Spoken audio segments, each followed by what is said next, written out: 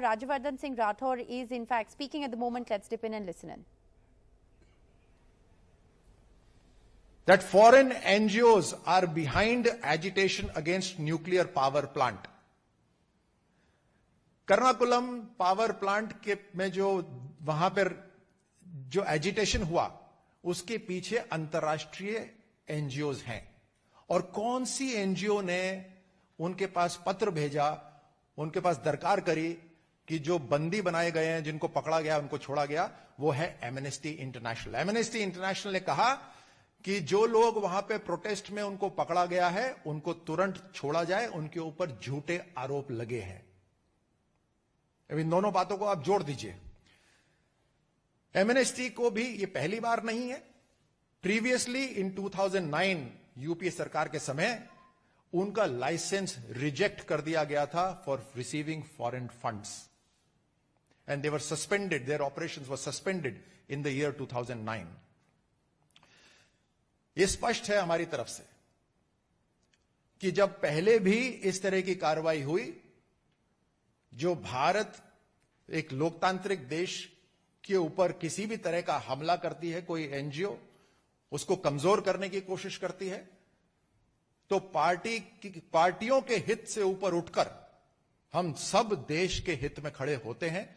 तब भी हम खड़े हुए थे और आज भी हमें खड़े होना चाहिए, खास तौर से तब जब वो भारत का कानून तोड़ रहे हों। कोई भी संस्था भारत में काम कर सकती है, कोई दिक्कत नहीं है, और एमनेस्टी इंटरनेशनल का भी स्वागत है।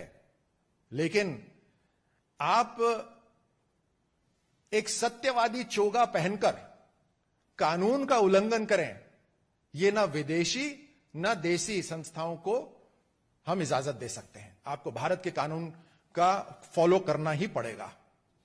और हमारा जो देश है, इतनी विभिन्नता है, उसमें बावजूद भी एकता है। भारत मजबूती से आगे बढ़ रहा है।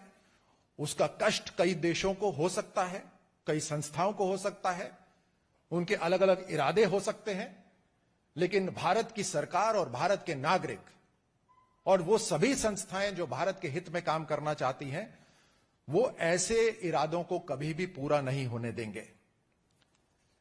Multiple illegalities have been undertaken by Amnesty, and therefore Amnesty has no right to lecture anyone on propriety, especially when it faces investigations of its own improper actions.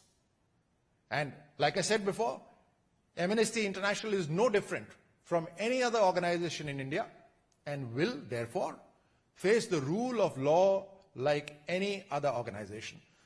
ये अंग्रेजों की हुकूमत का जमाना नहीं है जहां हम गुलाम हैं और वो हमारे मास्टर्स हैं, कि उनका अलग कानून और हमारे ऊपर लागू अलग कानून।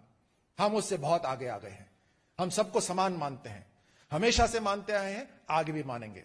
और हमारी परंपरा, हमारी संस्कृति हमें खुद, और हमारा संविधान इन सब चीजों की सेफगार्ड करता है कि मानवाधिकार पूरी दुनिया के अंदर अगर कहीं कायम रखे जाते हैं या रखने की कोशिश होती है तो वो हमारा भारत है। Thank you.